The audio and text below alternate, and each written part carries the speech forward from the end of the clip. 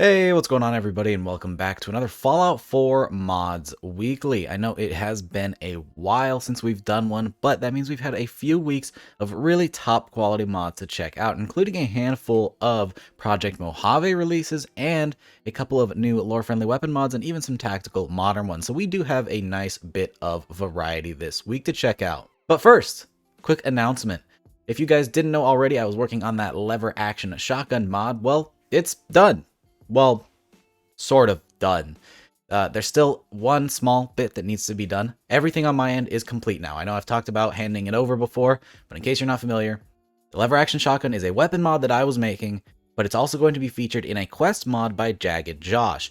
The weapon side for me is completely done. All of the unique variants, all of that fun stuff, attachments, yada yada, completely done now.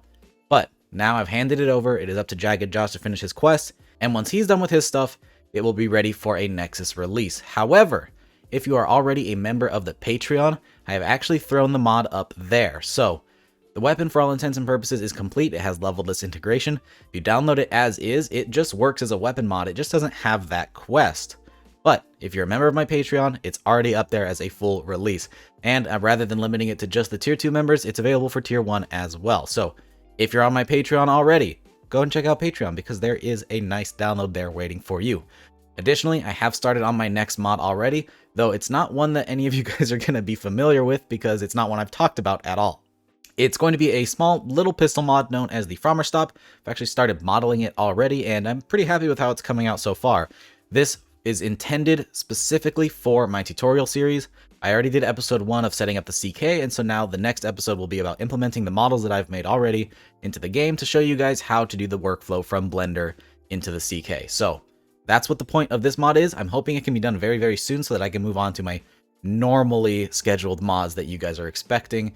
I may even do a roadmap so that you guys know exactly what I'll be working on, but we'll see about that at some point in the future. Alright, sorry for taking up all this time. I just needed to be able to talk to you guys in a good format so you know exactly what I'm working on. Without further ado, let's go ahead and get back with the first mod. And that mod is going to be the Project Mojave Outfit Pack by TheFriedturkey and HcGxGrill.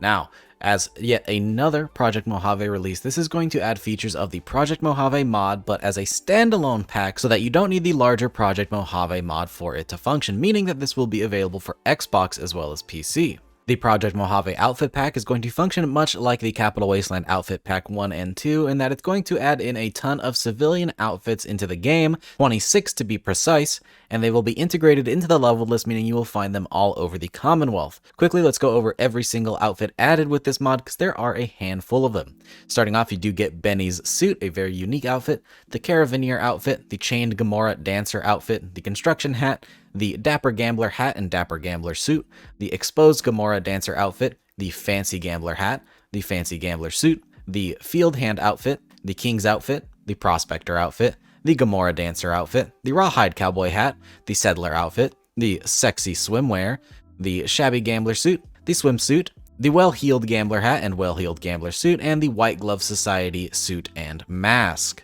Now, you may have heard one or two outfits in there that don't sound too familiar from Fallout New Vegas. That's because they're actually a couple of outfits remade from Fallout 76 that just fit very well in the New Vegas atmosphere. Specifically, it's the swimsuits that people will use in the pools at some of the casinos, which now you can have in Fallout 4 as well.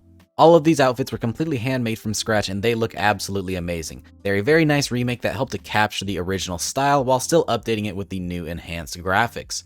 And like I said earlier, these are all added to the level list, so you will find them on different settlers and NPCs throughout the world, or you can just purchase them from vendors, like Fallon's Basement.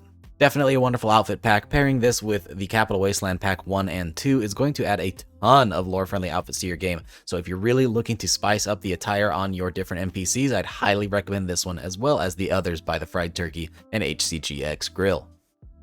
Up next, we're checking out the Handmade Bullpup Assault Rifle from Pig. This is going to be a Bullpup version of the Handmade Assault Rifle from the Nuka World DLC. Using mostly assets from that rifle, Pig has converted this thing into a handmade Bullpup. Not a proper Bullpup, but rather something made by raiders in order to give this a Bullpup style. So it still does have the original trigger, but it is linked up to a new trigger using a piece of wire, which is just really funny and very Fallout. For whatever reason, despite this mod being very, very popular and even making it to hot mods, it is in some bit of controversy as a lot of people didn't quite like the design, or maybe they just didn't get it. The idea isn't for this to be a proper pre-war bullpup, but rather something made by raiders, hopped up on chems and just doing something goofy, and I think that it works very, very well for that exact description. This is a very cool, unique take on a bullpup, and one that I think fits in a very lore-friendly way. There are tons of lore-friendly pre-war bullpups, things like the Og or the old-fashioned City Killer, but I think this is a really fun way to do a post-war bullpup, something made by people after the war, and I think it's an excellent execution by Pig. For all intents and purposes, this is still just the standard 7.62 AK from Nuka World, but it does have even more options than the vanilla version. This one has a bunch of rechambers into different calibers like 10mm or 5mm. It does have complete leveled-less integration, and you can find it on gunners or even on the original Nuka World Raiders where they will have their correct skins. So the pack Raiders will have the Bullpup Nuka World AK with their pack skin on it, which is really, really cool. Definitely some excellent work by Pig and something I'd recommend you go and try out. And this one's available for both PC and Xbox, so just about anybody can enjoy this thing. Definitely some excellent work, and I think it's a very underrated mod.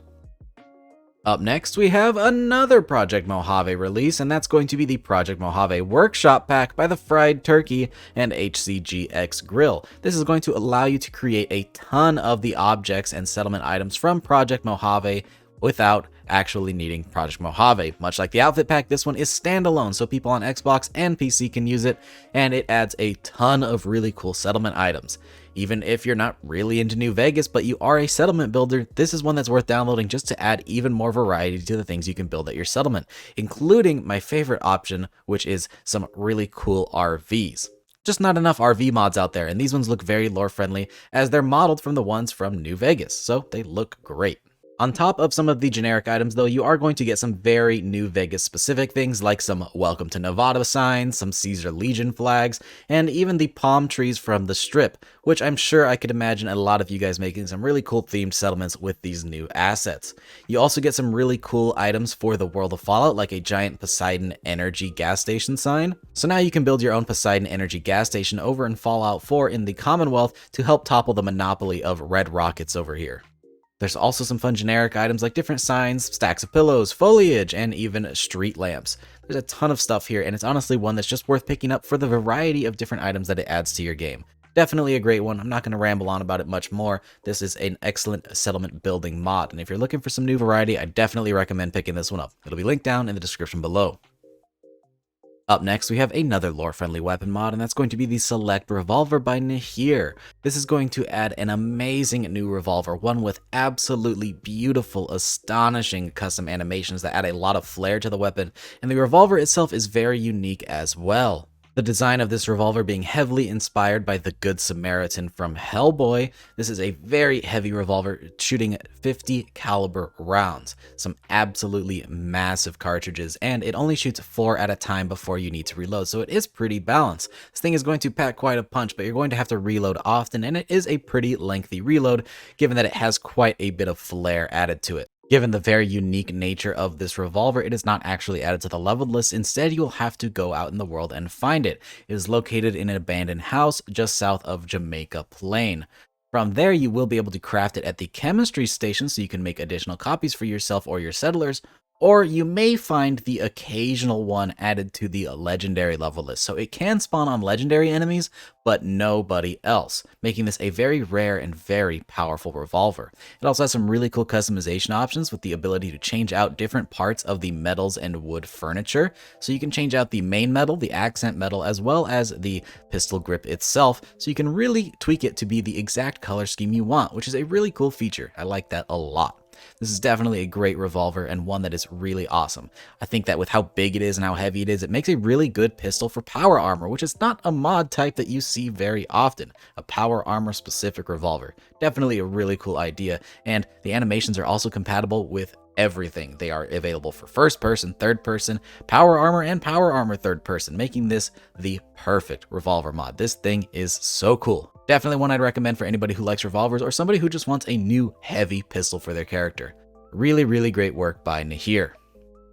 And finally, taking a step aside from the lore-friendly stuff, we have a new tactical assault rifle known as the BRN-180 by Linguini. We covered this one not too long ago. This is going to add a new AR-15 platform into the game. It has an AR-15 lower but has a swappable upper that makes this thing look quite a bit different, with a charging handle located pretty much where an AK's would be, and the body itself looks sort of like the SIG MCX. This is a real platform that does exist, but it's not one that I'd ever seen prior to this mod, but I do like the design of it a good bit. It's definitely not your typical AR-15, but it very much does function like one.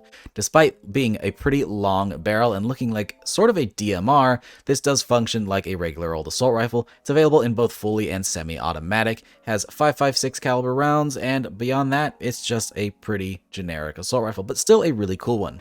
This one's not added to the level list, instead you will have to craft it over at the chemistry station. In terms of animations, it actually borrows animations from the Mark 18 mod, making the Mark 18 a requirement for it, but those are some really nice animations, so it works with this mod very, very well. And my guess is that if you're a tactical modder anyways, you probably have the Mark 18 installed already, so there's no reason not to pick this one up on top of that to add even more variety to your game. Additionally, there are the standard set of attachments like different scopes, grips, laser sights, all the sorts of things that you would expect on a mod like this, as well as a handful of different camos and skins to really spice up the way this weapon looks.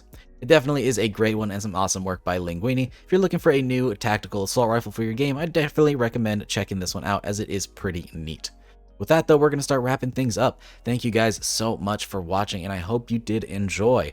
As always, thanks to all of my patrons for making videos like this possible. If you want to check it out yourself, we do offer some neat perks. And again, that lever action shotgun is up there for you to download now if you sign up. So pretty cool stuff over there, but it is all completely optional. Thank you guys so much for the support that you give me every day just by watching these videos. You guys are awesome. With that, I do hope you enjoyed. If you did, don't forget to drop a rating, subscribe if you haven't already for more videos just like this, and I hope to see you in the next one. Peace!